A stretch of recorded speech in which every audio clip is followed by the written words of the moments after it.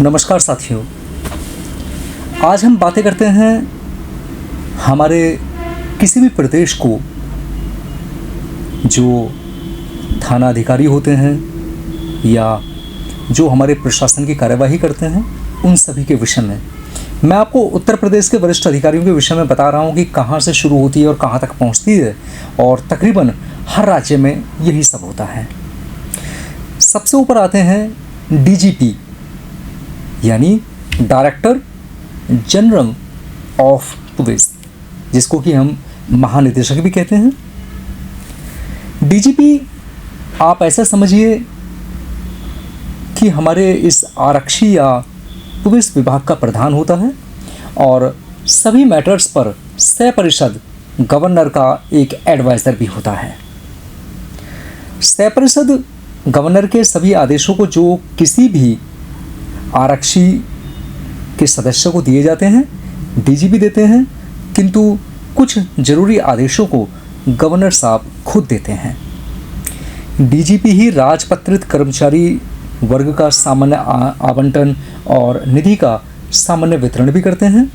कुछ नगरों और थानों में निरीक्षकों या इंस्पेक्टर्स का अपॉइंटमेंट, उनका ट्रांसफ़र, उनकी छुट्टी को भी स्वीकार करते हैं। यहाँ दो शब्द आते हैं, राजपत्रित और अराजपत्रित। कहते हैं अराजपत्रित कर्मचारी तथा जितने भी हमारे बाबू टाइप के कर्मचारी वर्ग की नियुक्ति या स्थानांतरण या उनकी पदोन्नति का पूर्ण दायित्व डिप्यूटी इंस्पेक्टर जनरल या डीआईजी, जिनको हम कहते हैं उप महानिरीक्षक का होता है।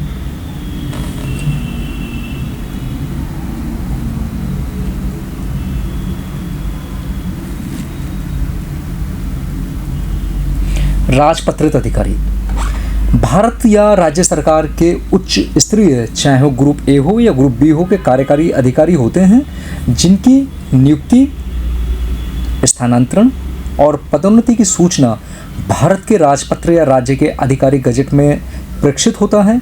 ये प्रेसिडेंट या गवर्नर के प्रतिनिधि होते हैं। इनके पास दस्तावेजों को सत्यापित करने की शक्ति भी होती है। ऐसे व्यक्तियों को कहा जाता है गजटेड ऑफिसर या फिर राजपत्रित अधिकारी। जैसे कि केंद्रीय राज्य सेवा, भारत प्रशासनिक सेवा जिसमें आईएएस भी हम कह सकते हैं, आईपीएस भी होते हैं और आईएफएस भी होते हैं, और अन्य इसी प्रकार के व्यक्ति गजटेड ऑफिसर माने जाते हैं।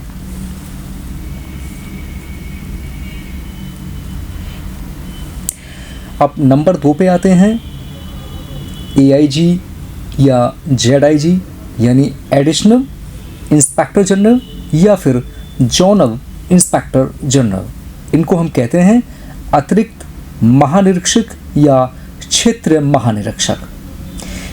शॉर्ट में एआईजी या जेडआईजी हम कह सकते हैं। अपने अधीनस्थ क्षेत्रों में प्रभारी इंचार्ज जो होता है एवं पर्यवेक्षण सुपरविजन अधिकारी होंगे तथा अपने क्षेत्रों के परिक्षेत्र उप महानिरीक्षकों को यथाचित मार्गदर्शन करेंगे। एआईजी और जेडआईजी के कर्तव्य निम्न प्रकार होते हैं।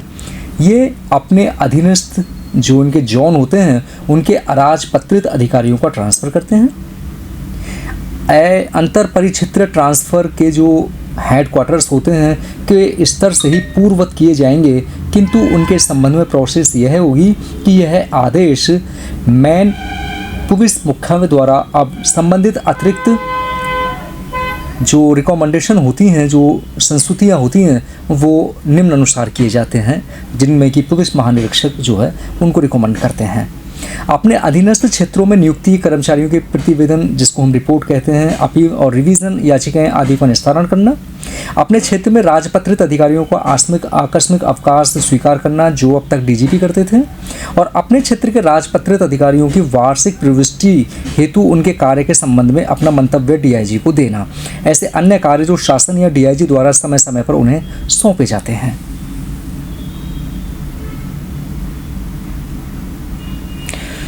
अब ऐसे पदनाम और उनके जो मेन हेडक्वार्टर्स हैं वो कहाँ कहाँ हैं। महानिदेशक व महानिरीक्षक जो पुलिस के होते हैं उनका मुख्य स्थान लखनऊ में है। महानिदेशक पुलिस हेडक्वार्टर जो है वो प्रयागराज में है। निदेशक नागरिक सुरक्षा एवं होमगार्ड्स का जो मुख्य स्थान है वो भी हमारा लखनऊ के अंदर ही है। अध्यक्ष सह प्रबंध निदेशक पुलिस आवास निगम वो भी हमारा सेम स्थान पर ही आता है। महानिदेशक फायर सर्विस भी वही है। महानिदेशक प्रशिक्षण, महानिदेशक अभियोजन और महानिदेशक CIT ये सभी के सभी हमारे उत्तर प्रदेश की राजधानी लखनऊ में ही आते हैं। इनके बाद आते हैं डिप्यूटी इंस्पेक्टर जनरल यानी कि DIG, जिनको हम कहते हैं उप महानिरीक्षक। DIG को डिस्ट्रिक्ट के परिक्षेत्र या निश्चित क्षेत्र का प्रभारी बनाया जाता है। ये अपने परिक्षेत्र के पुलिस या आरक्षी की दक्षता को जिम्मेदार होते हैं। DIG को अपने अधिकक्ष इंस्पेक्टर्स के नज़दीकी संपर्क में होना चाहिए और सदैव उनकी सहायता करने, परामर्श देने अथवा उन पर नियंत्रण करने को तैयार रहना चाहिए। DIG को वर्ष में कम से कम एक बार प्रत्येक डिस्ट्रिक्ट के अधीक्षक के कार्य का निरीक्षण करना चाहिए और पूर्ण निरीक्षण रिपोर्ट तैयार करेगा और करने के बाद उन सभी मैटर्स पर कार्यवाही करेगा जो कि मिस्टेक को सुधारने को उनकी शक्ति के अंतर्गत आता है, अन्यथा इसको महानिदेशक को निर्देशित करेगा।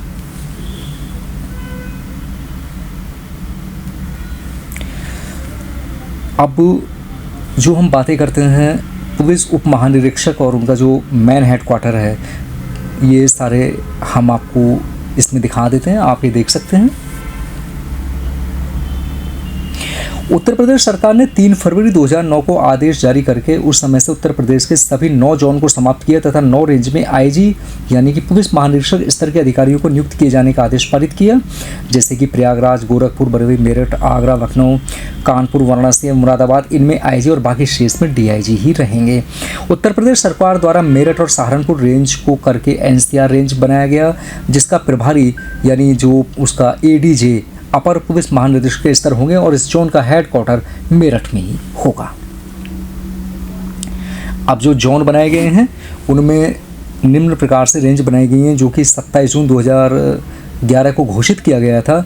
उनमें जोन का नाम 3 प्रकार से रखे गए, यानी पूर्वी जोन, मध्य जोन और पश्चिमी जोन।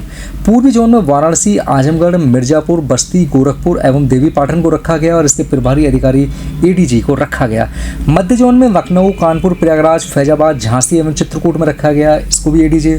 और पश्चिमी जोन में मुरादाबाद, मेरठ, सहारनपुर, बरेली, अलीगढ़ एवं आगरा को रखा गया और इसके भी जो है प्रभारी अधिकारी ADG ही होंगे। पूर्व क्षेत्र इसमें निम्न डिस्ट्रिक्ट आते हैं, जैसे हमारा वाराणसी था तो वाराणसी में हमने देखा कि पूर्वी जोन में वाराणसी, आजमगढ़, मिर्जापुर, बस्ती, गोरखपुर एवं देवीपाटन आते हैं और इनमें वाराणसी में भी निम्न डिस्ट्रिक्ट आते हैं, जैसे जौनपुर, वाराणसी, गाजीपुर इत्यादि। आजमगढ़ में आजमगढ़, मऊ और बलिया इत्यादि आते हैं। मिर्जापुर, सोनभद्र, भदोही आते हैं। बस्ती में बस्ती, संत कबीर नगर, सिद्धार्थनगर आते हैं। गोरखपुर में गोरखपुर, देवरिया, कुशीनगर, महाराजगंज आते हैं। और देवीपाटन में देवीपाटन, गोंडा, बलरामपुर, बहराइच और श्रीवस्ती ये आते हैं। मध्य जोन की बातें करें तो मध्य जोन को रखा गया, जैसे कि उत्तर प्रदेश की राजधानी लखनऊ, हरिद्वार, लखीमपुर खीरी, रायबरेली, सीतापुर, उन्नाव। कानपुर में कानपुर नगर, कानपुर देहात, इटावा, औरैया, कन्नौज, फर्रुखाबाद इत्यादि कानपुर के जोन में आए। प्रयागराज में प्रयागराज, कौशाम्बी, फतेहपुर एवं प्रतापगढ़ आते हैं। और फैजाबाद जोन में फैजाबाद, अयोध्या, अंबेडकर नगर, बाराबंकी, सुल्तानपुर, अमेठी इत्यादि डिस्ट्रिक्ट आते हैं। झांसी में झांसी, जालौन और अन्य जैसे ललितपुर जैसे आए। चित्रकूट में चित्रकूट और सतना ये डिस्ट्रिक्ट आए। अब जाते हैं पश्चिमी जोन की तरफ, तो पश्चिमी जोन में बरेली के अंदर बरेली, बदाऊं, पीलीभीत, शाहजहांपुर। मुरादाबाद में मुरादाबाद, रामपुर, संभल, अमरोहा, बिजनौर। और मेरठ में मेरठ, बागपत, बुलंदशहर, गाजियाबाद, गौतम बुद्ध नगर, हापुड़। सहारनपुर में सहारनपुर, मुजफ्फरनगर, शामली इत्यादि अलीगढ़, हाथरस, कासगंज, एटा। आगरा में आगरा, फिरोजाबाद, मथुरा, मैनपुरी आते हैं। उत्तर प्रदेश सरकार द्वारा मेरठ और सहारनपुर रेंज को एक करके NCR गठन किया गया, जिसका कि हेडक्वार्टर मेरठ में रखा गया और इसकी प्रभारी जो होंगे वो महानिदेशक यानी ADG स्तर के होंगे। डिस्ट्रिक्ट आरक्षी या डिस्ट्रिक्ट पुलिस। डिस्ट्रिक्ट में पुलिस अधीक्षक, वरिष्ठ अधिकारी, सुपरिंटेंडेंट ऑफ पुलिस या सीनियर सुपरिंटेंडेंट ऑफ पुलिस यानी SSP या SP, जो कि दोनों IPS होते हैं और कप्तान माने जाते हैं। सामान्य डिस्ट्रिक्ट में SP और बड़े महानगरों में SSP अधिकारी होते हैं। यानी एसपी और एसएसपी का अंतर एकदम स्पष्ट है। जहाँ पर कि सामान्य डिस्ट्रिक्ट होते हैं वहाँ पर एसपी को नियुक्त किया जाता है, और जहाँ पर बड़े महानगर होते हैं वहाँ एसएसपी यानी सीनियर सुपरिंटेंडेंट ऑफ पुलिस को नियुक्त किया जाता है। जिन डिस्ट्रिक्ट्स में कमिश्नरेट सिस्टम होता है वहाँ आरक्षी की कमान कमिश्नर के पास होती है, जो कि आमतौर पर डीआईजी या उससे बड़ी रैंक के आईपीएस अधिकारी होते हैं।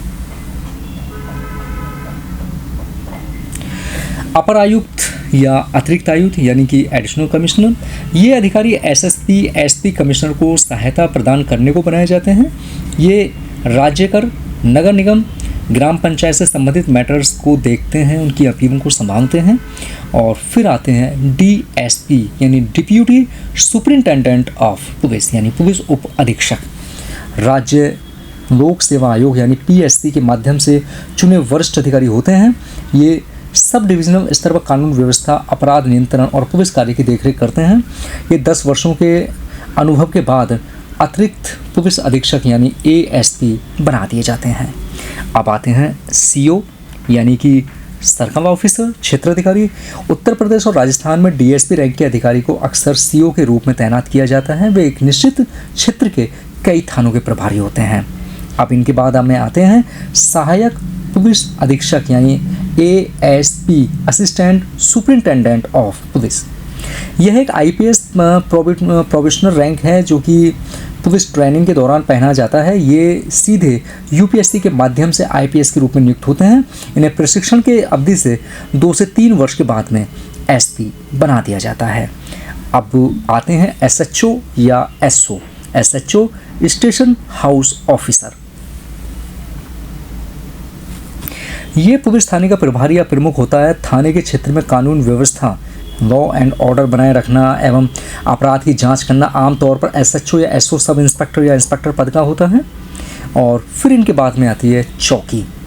यदि थाने का क्षेत्र बड़ा है तो कार्य कुशलता के लिए अधिक चौकियां जो कि 3 से 5 या उससे अधिक हो सकती हैं। चौकी मुख्य रूप से गश्त और अपराध नियंत्रण को बनाई जाती है।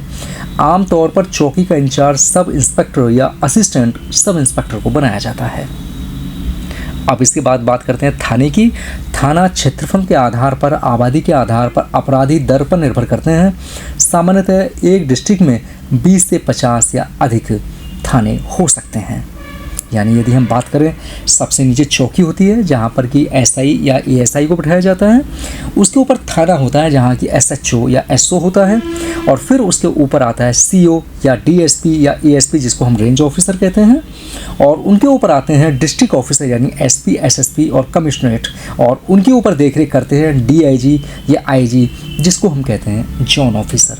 एक बार मैं फिर से बता देना चाहता हूँ, सबसे ऊपर जोन ऑफिसर, जोन ऑफिसर देख रेख के नीचे इनको सहायक प्रदान किए जाते हैं डिस्ट्रिक्ट ऑफिसर। डिस्ट्रिक्ट ऑफिसर को सहायक प्रदान किए जाते हैं रेंज ऑफिसर। रेंज ऑफिसर को सहायता देते हैं एसएचओ और एसएचओ को सहायता देते हैं एसआई या एएसआई। इस प्रकार से हमारे उत्तर प्रदेश का, तकरीबन सभी प्रदेशों का शासन इसी प्रकार से होता है। अब बात करते हैं district magistrate. District magistrate district के आपराधिक शासन का प्रधान होता है। वह इसी हैसियत से आरक्षी पर नियंत्रण करता है और उसके कार्यों को निर्देश देता है। निरीक्षकों और थानों के प्रभारी अधिकारियों के ट्रांसफर के लिए उसकी स्वीकृति होना जरूरी है। अधीक्षक द्वारा सभी गंभीर अपराधों के घटित होने और अपराधों के परिमाण में अचानक वृद्धि होने की सूचना तुरंत डीएम को दी जानी चाहिए। डीएम को हर एक पुलिस थाने का वित्त वर्ष में कम से कम एक बार निरीक्षण अवश्य करना चाहिए। अपराध बुक संघ से किसी अपराध को निकालने के लिए डीएम की सहमति जरूरी होती है। डिस्ट्रिक्ट मजिस्ट्रेट या जिला आधारित प्रशासनिक सेवा का एक वरिष्ठ अधिकारी होता है जो भारत में डिस्ट्रिक्ट का प्रशासनिक और कार्यवाही प्रमुख होता है। डीएम डिस्ट्रिक्ट में कानून व्यवस्था बनाए रखने, पुलिस का पर्यवेक्षण करने, भू राजस्व संग्रह और आपदा प्रबंधन को जिम्मेदार होते हैं। ये आमतौर पर राज्य सरकार द्वारा नियुक्त किए जाते हैं और डिस्ट्रिक्ट के शीर्ष कार्यकारी मजिस्ट्रेट के रूप में कार्य करते हैं। अब डिस्ट्रिक्ट मजिस्ट्रेट की यदि हम मुख्य भूमिकाओं की बातें करें तो वो भूमिकाएं इस प्रकार से आती हैं। कानून और व्यवस्था, लॉ एंड ऑर्डर, पुलिस को मार्गदर्शन करते हुए डिस्ट्रिक्ट में शांति बनाए रखना, सीआरपीसी के तहत आदेश जारी करना, ये डीएम के महत्वपूर्ण कार्य होता है। राजस्व प्रशासन यानी रेवेन्यू एडमिनिस्ट्रेशन डिस्ट्रिक्ट में भूमि राजस्व का संग्रह, भूमि अधिग्रहण और राजस्व से संबंधित न्यायिक कार्यों का प्रबंधन करना। विकास और आपदा प्रबंधन, डिस्ट्रिक्ट में विकास कार्यों का नेतृत्व करना और बाढ़, सूखा या अन्य प्राकृतिक आपदाओं के दौरान राहत और बचाव कार्य में काम देखना डीएम का महत्वपूर्ण कार्य है। निवारक हिरासत यानी preventive custody, NSA national security act के तहत कानून व्यवस्था बनाए रखने के लिए जिन व्यक्तियों को हिरासत में लेने का आदेश डीएम दे सकते हैं उनको हिरासत में रखा जाता है। लाइसेंसिंग आर्म्स एक्ट यानी शस्त्र का लाइसेंस और सिनेमाघर अधिनियम के अंतर्गत लाइसेंस जारी करने का अधिकार भी डीएम साहब के पास ही होता है। डीएम, डीसी और कलेक्टर में क्या अंतर होता है? यद्यपि ये तीनों पद एक ही व्यक्ति के द्वारा थामे जाते हैं, फिर भी कार्यों के आधार पर इनका नाम चेंज कर दिया जाता है। डीएम डिस्ट्रिक्ट मजिस्ट्रेट, जिसका कि मुख्य कार्य कानून व्यवस्था को उत्तरदायी होना है। इसके बाद में डीसी यानी डिस्ट्रिक्ट कलेक्टर रेवेन्यू के वित्तीय मैटर्स को उत्तरदायी भी होते हैं। और फिर डिप्यूटी कमिश्नर यानी कि डीसी डिस्ट्रिक्ट का प्रशासन का प्रमुख होता है, यानी डीएम हो या फिर डीसी हो या फिर डिप्यूटी कमिश्नर या अन्य हो, ये तीनों एक ही नाम है लेकिन कार्य एक ही व्यक्ति करता है। डीएम पद भारत की प्रशासनिक व्यवस्था का आधार स्तंभ माना जाता है। फिर हम बातें करते हैं एसडीएम यानी कि सब डिविजनल मजिस्ट्रेट को हिंदी में उप विभागीय मजिस्ट्रेट के उप जिलाधिकारी कहते हैं। यह डिस्ट्रिक्ट के अंतर्गत एक सब डिवीज़न का मुख्य प्रशासनिक अधिकारी होता है। एसडीएम का मुख्य कार्य कानून व्यवस्था बनाए रखना, भूमि विवाद निपटाना, राजस्व रिकॉर्ड की निगरानी करना और प्रशासनिक कार्यों का संचालन करना होता है। एसडीएम के बारे में महत्वपूर्ण विवरण है। इनके पद का नाम उप विभागीय मजिस्ट्रेट या उप जिलाधिकारी। भूमिका की बातें करें तो यह एक उपमंडल का प्रमुख होता है और डिस्ट्रिक्ट मजिस्ट्रेट के अधीन कार्य करता है। कानून व्यवस्था बनाए रखना इनके मुख्य कार्यों में आता है। राजस्व, भूमि रिकॉर्ड का रखरखाव करना और दाखिल और खारिज भूमि विवादों का निपटारा करना भी इनके अंतर्गत ही आता है। प्रशासनिक विभाग पंजीकरण, ड्राइविंग लाइसेंस जारी करना, करंट डोमिसाइल जाति प्रमाण पत्र जारी करना, चुनाव के दौरान रिटर्निंग ऑफिसर के रूप में कार्य करना। एसडीएम का चयन यूपीएससी या पीसीएस की परीक्षा के माध्यम से होता है। अधिकार क्षेत्र की बातें करें तो यह अपने उपमंडल में तहसीलदारों और अन्य राजस्व कर्मचारियों का पूर्ण नियंत्रण रखते हैं। कई राज्यों में एसडीएम को एसडीओ के रूप में भी जाना जाता है।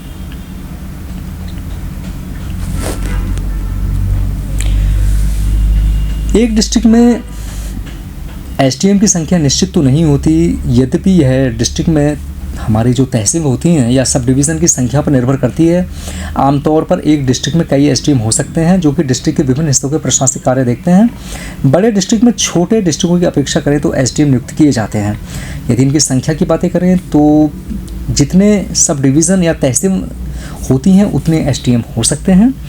कार्य क्षेत्र की बातें करें तो प्रत्येक एसडीएम अपने अनुमंडल का प्रमुख होता है और सीधे डीएम को रिपोर्ट करता है।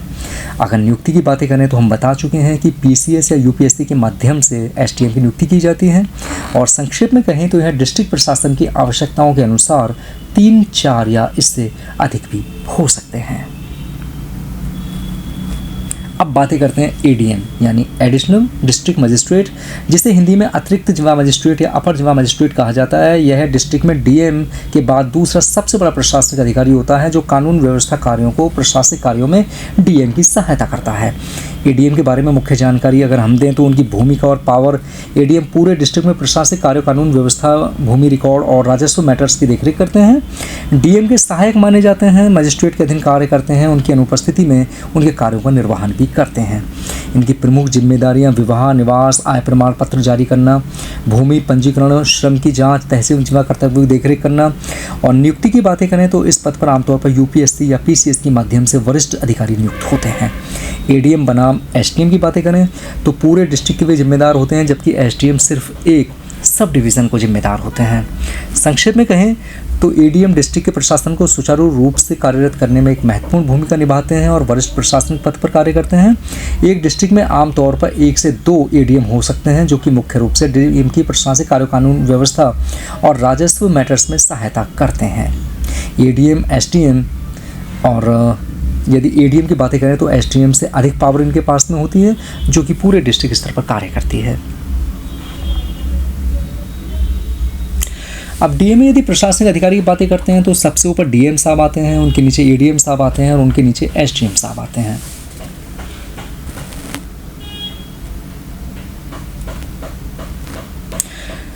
रिजर्व निरीक्षक या उप निरीक्षक कह सकते हैं। रिजर्व निरीक्षक रिजर्व वाइंस का प्रभारी अधिकारी होता है। वह विशेष ड्यूटी को डिस्ट्रिक्ट से बाहर जाने वाले किसी भी जो समुदाय जाता है उसकी परेड कराता है। रिजर्व में कपड़ों के साथ सज्जा शस्त्र, गोला बारूद, तंबू, भंडार को सुरक्षित अभिरक्षा को तथा उनके रखे गए बुक की सहायता सही के भी उत्तरदायी होता है। वह रंग रूटों को शिक्षण को जिम्मेदार भी माना जाता है।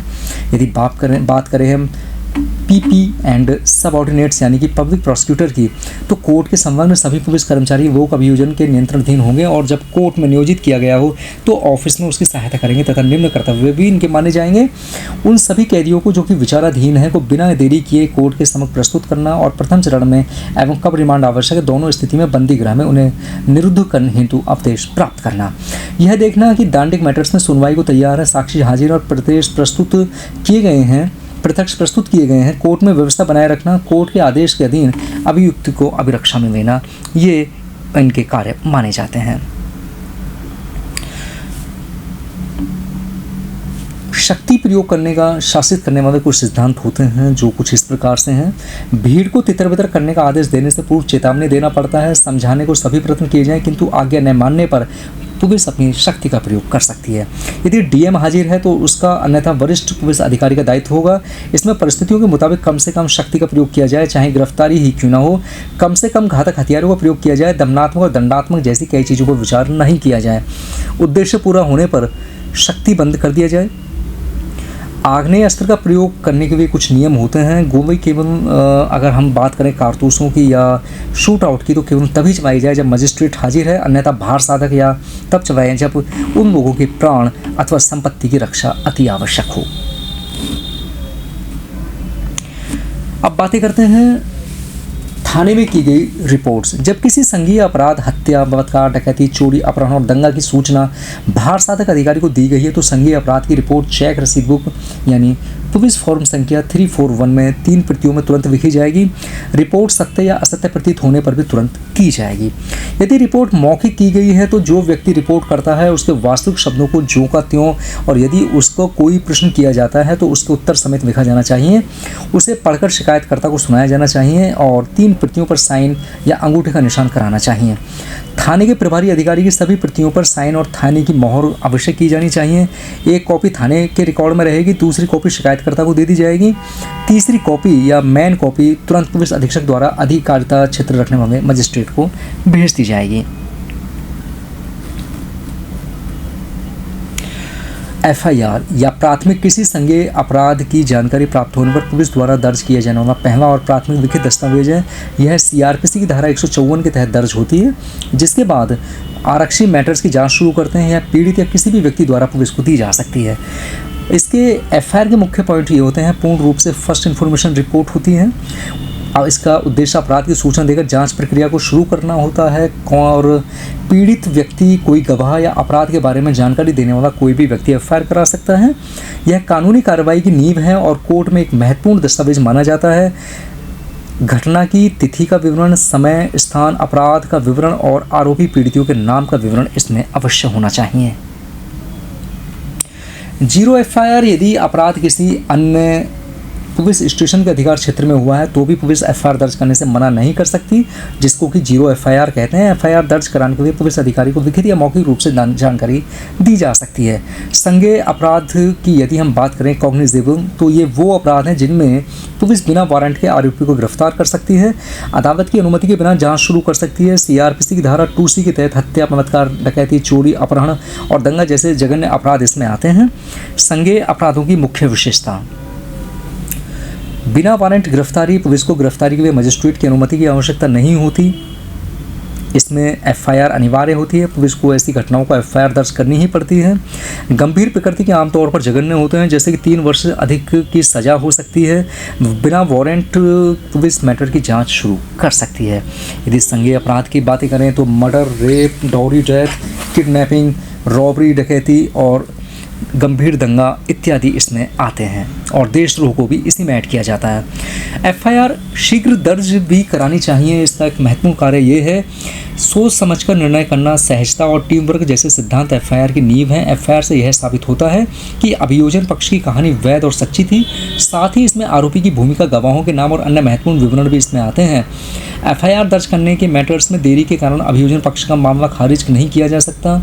सहायता को लंबे अस्पष्ट इंतजार से यह प्रश्न उठ सकता है, आखिर ऐसी स्थिति क्यों उत्पन्न हुई।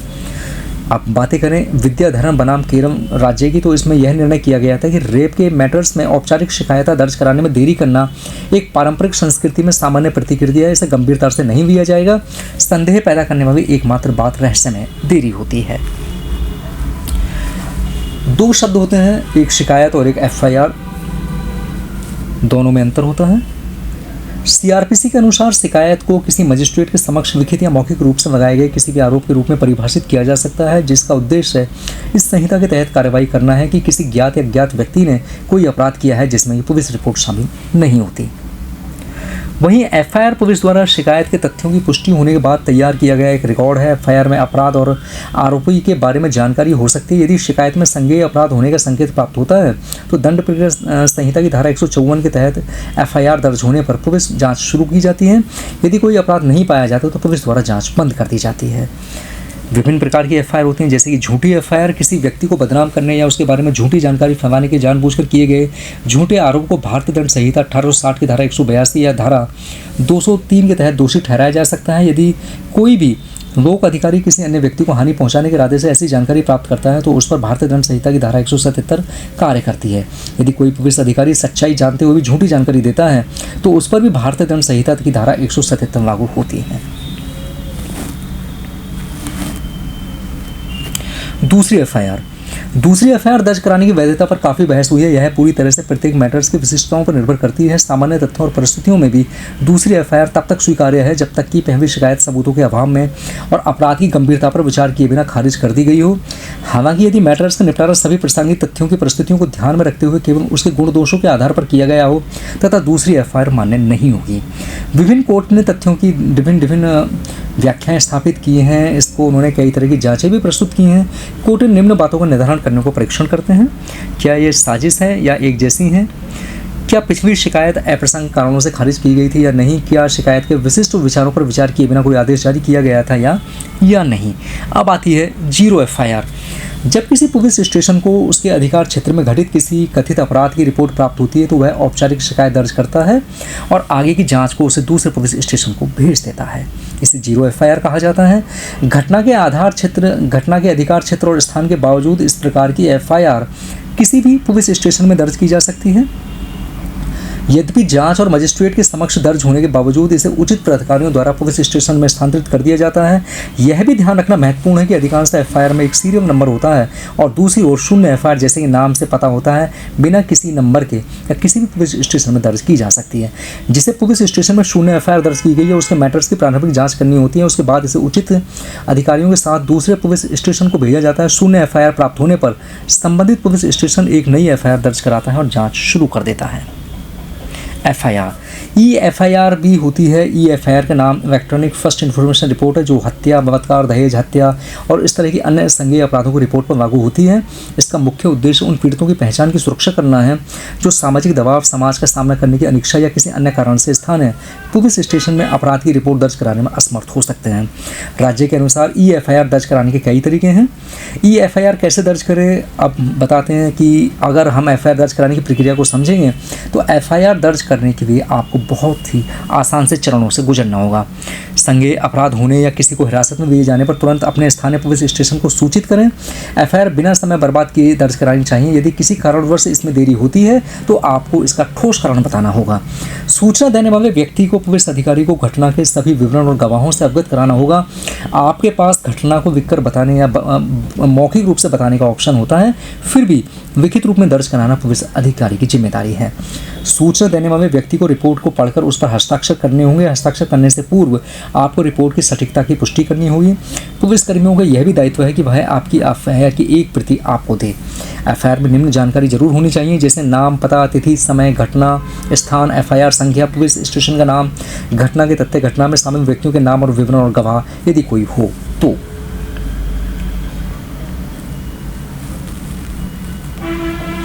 यदि पुलिस आपकी एफआईआर दर्ज करने से इनकार करती है तो आप ऐसे में दर्ज करने के लिए आप शिकायतकर्ता लिखित अधीक्षक को सौंप दें। यदि अधीक्षक को दिखता है कि मैटर्स में दम है तो वह जांच शुरू करने के किसी अधिकारी को नियुक्त कर सकता है।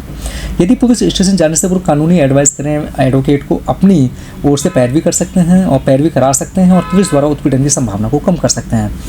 एफआईआर दर्ज कराने के लिए स्थानीय पुलिस स्टेशन जाएं। कोई भी पुलिस स्टेशन औपचारिक शिकायत अवश्य स्वीकार करता है और एफआईआर और पुलिस को शिकायतकर्ता द्वारा दी गई सभी जानकारी दर्ज कराना अनिवार्य है। अपराध कहाँ हुआ था इससे कोई फर्क नहीं पड़ता। निकटतम पुलिस स्टेशन या किसी दूर स्थित पुलिस स्टेशन दोनों औपचारिक शिकायतें दर्ज कराई जा सकती है। डेटा दर्ज कराने के बाद पुलिस इस घटना को स्थल के निकटतम पुलिस स्टेशन को भेज देगी। इसे शून्य एफआईआर कहा जाता है। इस व्यक्ति को अपराध का पूरा विवरण दें और उसे आपकी ओर से एफआईआर दर्ज कराने को कहें। निजी शिकायत प्रस्तुत करने के लिए सीधे डिस्ट्रिक्ट मजिस्ट्रेट को संबोधित करें। राष्ट्रीय राज्य मानव अधिकार आयोग या अन्य किसी अन्य वैकल्पिक शिकायत निवारण माध्यम से भी संपर्क आप कर सकते हैं।